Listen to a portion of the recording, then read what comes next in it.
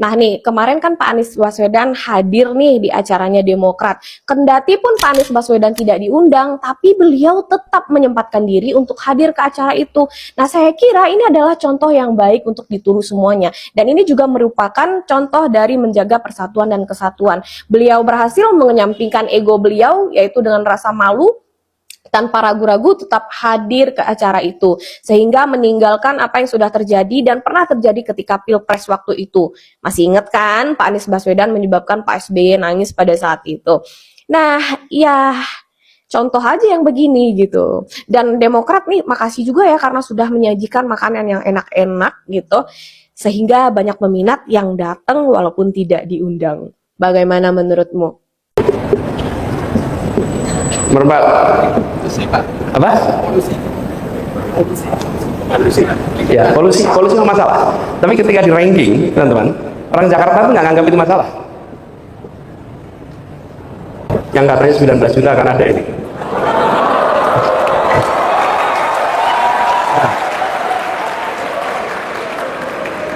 Anda itu kalau dengar akan ada 19,5 juta tuh mau ya amin gitu loh. Amin. Anda itu loh yang butuh pekerjaan. Iya loh. Jangan ditertawakan, itu ide bagus. Dah cukup, jadi rame terus ya. Teman-teman, sekarang ya Jakarta punya masalah polusi, betul. Jakarta punya masalah macet, ya. Jakarta punya masalah tentang banjir. Saya beri ilustrasi. Teman-teman di sini pernah merasakan kena banjir di Jakarta? Di mana? Waktu ke bandara. Ya. Jadi teman-teman, banjir itu ya memang problem, tapi lebih ramai di dalam media daripada dalam rumah tangga. Oke, kalau ditanya penduduk Jakarta, ini isunya nih. Ini isu utama. Jadi apa langkahnya? Nih, biaya hidup yang sangat tinggi Jakarta itu pangan. Yang kedua transportasi. Yang ketiga perumahan. Itu 3 terbesar, habis itu dan lain-lain. 3 kebutuhan terbesar biaya itu, biaya pangan, transportasi, dan perumahan.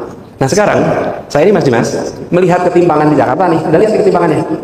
Terus ada isu ini, kira-kira apa yang kita selesaikan? Kita mau menyelesaikan yang mana nih?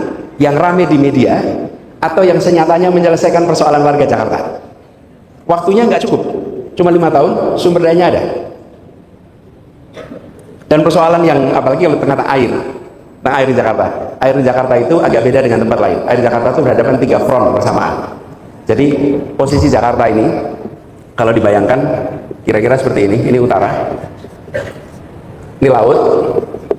Ini DKI. Ini pegunungan. Air dari gunung masuk, air dari laut turun, air dari hujan masuk. 3 penjuru. Dari gunung masuk, dari laut masuk, dan hujan lokal. 3 wilayah perlu diselesaikan, akan pakai waktu. Yang sekarang urgen warga Jakarta itu di sini nih. Jadi kemudian minta penghapus boleh. Jadi kemudian kami fokuskan kemarin pada soal perumahan, transportasi, pangan, kesehatan, pendidikan, lapangan pekerjaan.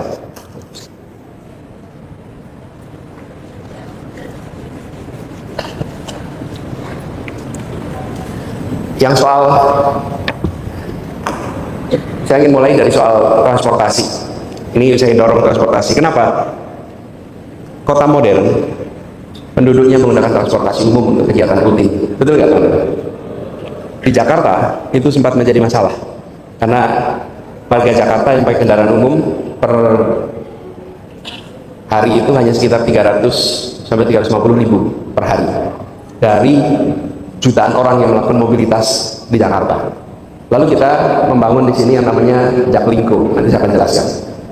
Kemudian pangan itu di Jakarta 98% dari kebutuhan pangan Jakarta itu diambilnya dari luar. Apa yang dibuat? Dibuat pengendalian suplai dari daerah sampai pasar induk di Kramat Jati. Kemudian dari pasar induk dibuatkan sistem, Anda bisa ambil sini namanya Info Pangan Jakarta. yang kita membuat seluruh warga di Jakarta itu bisa tahu berapa harga di pasar induk. Tujuannya membuat pasar berfungsi secara simetris informasinya. Yang ketiga, perumahan. Perumahan di Jakarta, ini persoalannya persoalan struktural. Saya jelaskan perumahan di Jakarta kenapa struktural. Di masyarakatnya ada 3 kelompok. Masyarakat mampu, masyarakat yang miskin atau prasejahtera, dan yang di tengah. Masyarakat yang mampu itu kebutuhan perumahannya dilayani oleh perusahaan-perusahaan properti. Market properti itu melayani kelompok yang sudah mampu. Ini kelompok mampu nih. Lalu kelompok yang miskin itu dilayani lewat subsidi. Pertanyaannya, yang di tengah yang siapa yang melayani? Gak ada. Yang di tengah itu didiamkan. Efeknya apa? Yang di tengah pindah dari dalam kota Jakarta keluar. Itu keluar tuh, hanya menyaksikan migrasi. Lalu pemerintah bertahun-tahun bikin jalan tol keluar kota, memudahkan orang pergi dari Jakarta. Yang dikeluarkan siapa? Kelompok di tengah ini. Ini adalah penggeseran struktural di Jakarta.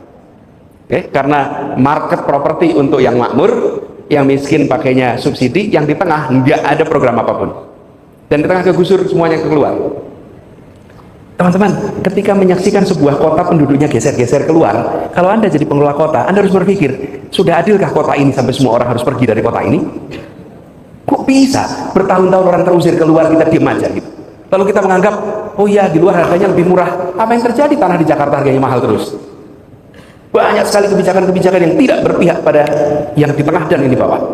Bahkan di Jakarta itu kalau mendirikan gedung dengan ketinggian di atas 6-8 lantai, itu tanahnya harus 5.000 meter, teman-teman. Waktu itu 5.000 meter. Siapa yang bisa beli 5.000 meter? Ayo siapa coba? Pak Dekan. Kita bisa Pak Dekan beli 5.000 meter di Jakarta. Nah, ini kita sedang mengatakan secara legal dan sopan. Besar hanya untuk yang raksasa, yang kecil silakan keluar. Kalau kita baca secara political economy, this is very bad, nggak adil sama sekali. Lalu PBB di Jakarta harganya naikin terus. Pernah satu ketika PBB Jakarta tuh naik sampai. Halo teman-teman, jumpa bersama saya di Politik Dani. Ya, teman-teman, ini menarik untuk kita bahas ya. Kali ini Anies itu mengungkapkan ya, persoalan Jakarta itu sebenarnya bukan banjir. Persoalan Jakarta, kata Anies, itu bukan masalah banjir. Tapi apa bang, ya kan? Ternyata persoalan Jakarta itu, kata Anies, adalah pertama manusianya sendiri ya. Kenapa manusianya sendiri ya? Karena gini, perilaku manusia yang kemudian tidak bisa merubah dirinya sendiri ya, itu cenderung membuat sebuah kebiasaan yang buruk, misalnya membuang sampah sembarangan ya kan. Sampah-sampah itulah yang kemudian membuat dan membuangnya di sungai ya, kemudian kali atau sungai atau waduk itu menjadi dangkal, teman-teman ya. Kemudian selokan-selokan bisa tersumbat. Nah, inilah masalah manusia yang saya katakan tadi ya, bahwa masalah Jakarta itu kan kota yang sangat padat sekali, teman-teman. Kota yang sangat padat, dan ini membuat kebiasaan-kebiasaan yang tidak bisa terkendalikan, sehingga kebiasaan ini bisa merugikan diri sendiri.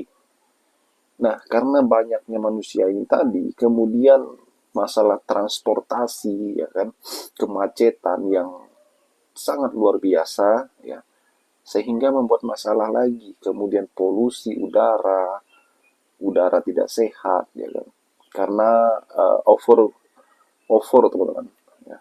Terlalu banyak ya, sehingga membuat Jakarta kemudian penuh ya. Beda kan kalau misalnya di kota-kota lain yang mungkin penduduknya masih sangat sedikit ya, atau di luar Jawa, teman-teman, ada di Kalimantan misalnya, di Sulawesi ya kan, sedikit. Jadi inilah persoalan Jakarta sebenarnya. Jadi mau berganti gubernur berapapun, kalau misalnya kebiasaan membuang sampah ya kan tidak dimulai dengan diri sendiri ya, tentu ini nggak akan pernah berhasil. Yang disalahkan hanya gubernurnya ya kan. mau gubernurnya berganti berapa kali ataupun gubernurnya itu sekali menjabat 2 atau 3 orang ya, tentu nggak bisa. Dan ini yang dikatakan Anies bahwa kebiasaan manusianya harus betul-betul sadar ya bahwa semuanya itu harus mempunyai sifat-sifat yang betul-betul eh,